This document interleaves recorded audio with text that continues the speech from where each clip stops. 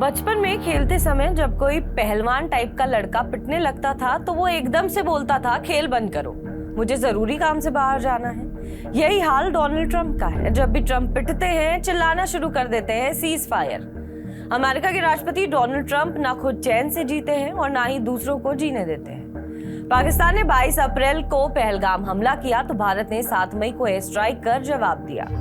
दोनों के बीच आकाश के रास्ते से युद्ध शुरू हो गया। पाकिस्तान को अमेरिका की शह मिली हुई थी, इसके बावजूद पाकिस्तान पिटा। मगर 12 मई को अमेरिका के राष्ट्रपति ने सीज फायर की घोषणा की, मानो वो कोई बिचौलिया हो और उनके सीज फायर बोलते ही युद्ध समाप्त हो जाएगा। इस बार उन्होंने ईरान के हमलों से त्रस्त होकर सीज फायर का आह्वान किया है, लेकिन इस पर शक है कि ईरान और इजराइल ट्रंप की अपील को मानेंगे। इजराइल ने युद्ध की पहल कर जितना नुकसान ईरान का किया है उसका बदला वो लेकर मानेगा। उसे पता है कि रूस उसकी मदद जरूर करेगा। यूं भी 2 दिन पहले अमेरिका खुद इस युद्ध में कूद पड़ा था। उसने अपनी मिसाइलों से ईरान के 3 परमाणु ठिकानों पर हमला बोला था।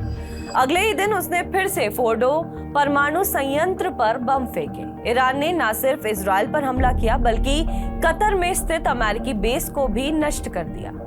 24 जून की तड़के डोनाल्ड ट्रंप ने सोशल मीडिया पर पोस्ट लिखा कि ईरान और इजराइल सीज फायर पर सहमत हो गए हैं, किंतु ईरान इसका खंडन कर रहा है। ईरान ने आज ही सुबह 8:45 पर इजराइल पर मिसाइल हमला किया है। इसमें 6 लोगों के मारे जाने की सूचना है। अब ट्रंप कह रहे हैं कि 24 जून की शाम तक ईरान इजराइल युद्ध बंद हो जाएगा। डोनाल्ड ट्रंप इस तरह सीज फायर का राग क्यों अलाप रहे हैं? दरअसल ट्रंप विश्व के सभी देशों के बीच चल रहे युद्धों को रोकने का नारा लेकर सत्ता में आए थे, मगर ट्रंप कोई युद्ध नहीं रोक सके। ना वो रूस यूक्रेन के बीच युद्ध रोक पाए, ना गाजा पट्टी पर हो रही हिंसा को।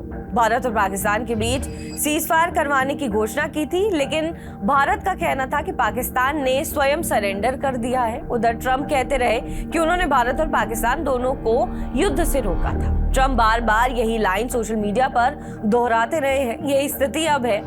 ईरान कह रहा है कि युद्ध शुरू इजराइल ने किया है पर बंद हम करेंगे, लेकिन क्या ईरान सीज फायर के लिए राजी है?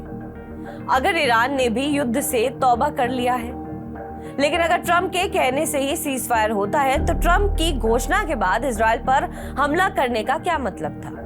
इसका तो मतलब हुआ कि ईरान ने अपना बदला ले लिया, लेकिन जो लोग इजराइल को जानते हैं वो क्या इस पर भरोसा करेंगे? क्योंकि इजराइल बार बार पीछे हटने के बाद भी अचानक वार करता है। इस पूरे प्रकरण में उसने मुंह की खाई है, क्योंकि वो कतई नहीं मानेगा, वो सिर्फ समय पर नजर रखे हुए है। ठीक उसी तरह ईरान भी इतना नुकसान उठाकर चुप नहीं बैठने वाला है। वो इस्लामिक देशों में अपने को सबसे शक्तिशाली मानता है। इस्लामिक क्रांति के बाद से वो अमेरिका का सबसे बड़ा दुश्मन है, चाहे पहले के सुप्रीम लीडर हो या आज के नेता आयतुल्लाह अली खामनेई हो।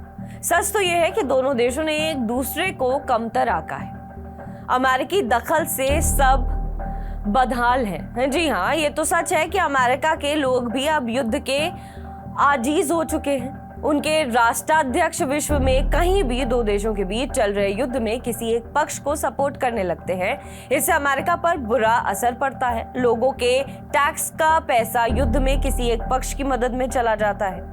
फरवरी 2022 में रूस यूक्रेन युद्ध शुरू हुआ था। यूक्रेन कोई नेटो का सदस्य भी नहीं था, फिर भी तत्कालीन राष्ट्रपति जो बाइडेन ने यूक्रेन की मदद का आह्वान कर दिया। इस वजह से यूरोप के देश कंगाल हुए और कनाडा भी, क्योंकि यहाँ से ज़ेलेंस्की को खूब सहायता मिली थी, धन और हथियार दोनों से। नेटो के बलबूते ही यूक्रेन अभी तक खड़ा है। इसके अलावा शरणार्थियों का रेला आता है, जिन्हें नेटो की शर्तों के चलते इन देशों को उन्हें रखना पड़ता है। अब बात करते हैं कि पाकिस्तान को अमेरिका की शह किस तरीके से है। एक तरफ डोनाल्ड ट्रंप तो किसी को भी अमेरिका में शरण देने के लिए काफी ना नुकुर करते रहे हैं, लेकिन नेटो देशों को संधि की शर्तें याद दिलाने लगते हैं। इसलिए यूरोपीय यूनियन से जुड़े देश और नेटो संधि से बंधे मुल्क अमेरिका से नाराज हैं। उन्हें लगता है कि उनके बूते अमेरिका दुनिया भर को अपनी दादागिरी से परेशान किया रहता है। दक्षिण एशिया में पाकिस्तान उसकी आंखों का तारा बन चुका है। अमेरिकी शह पाकर वो भारत में कश्मीर के रास्ते आतंकी घुसपैठ करवाता है। ईरान और अफगानिस्तान में भी गड़बड़ करवाता रहता है। अपने को मुस्लिम देश कहता है, पर किसी भी मुस्लिम देश में संकट आने पर वो मदद को नहीं जानता। यहाँ तक कि 2023 में जब तुर्की में भूकंप में तबाही मची, तब भारत ने उसके लिए ऑपरेशन दोस्त चलाया था। पाकिस्तान सिर्फ वही करता है जो अमेरिका चाहता है। यही कारण है कि पाकिस्तान में लोकतंत्र बहाल नहीं हो पाता। चुनी हुई सरकारें बनती तो है, पर सरकार की कमान सेना के पास रहती है। इसलिए वहां की जनता को सिखाया जाता है कि उनका शत्रु भारत है, जबकि दोनों देशों की एथनिक पहचान और भाषा समान है। भारत और पाकिस्तान के बीच यदि मधुर संबंध हो जाएं तो अमेरिका को तगड़ा झटका लगेगा। इसलिए अमेरिका पाकिस्तान में सेना को सपोर्ट करता रहता है। यदि वहां स्थायी तौर पर चुनी हुई सरकार बनती है तो अमेरिका की दखल पर लगाम लग सकता है।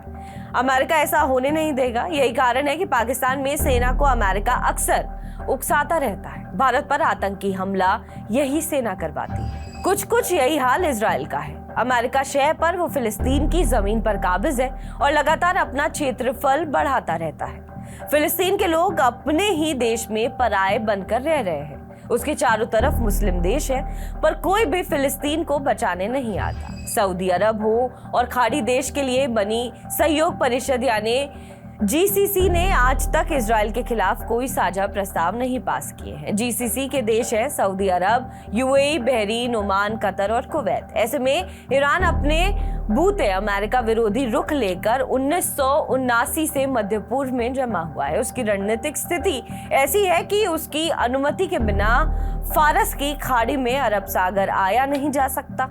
चीन, भारत, दक्षिण कोरिया को अरब और अफ्रीका से आने वाले रास्ते सारा माल ठप हो जाएगा। अब ये देखना है कि ट्रंप हर जगह बिचौलिया बनने को क्यों इतने आतुर होते हैं। इसलिए ईरान सदैव से शक्तिशाली बना हुआ है। हॉर्मुज स्ट्रेट को रोकना सबको भारी पड़ेगा। इसलिए सबको पता था कि ईरान और इजराइल के बीच युद्ध लंबा नहीं खिंच सकता, क्योंकि इस पूरे क्षेत्र में ईरान अकेला ऐसा देश है जिस पर अमेरिका की दखल नहीं है। इसलिए ट्रंप के लिए जरूरी था कि ईरान को अर्दब मिले। अब खुद तो वो खुलकर खेलना नहीं चाहता, पर अपने चहेते नेतन्याहू को यहाँ निशाना साधने को कहा होगा।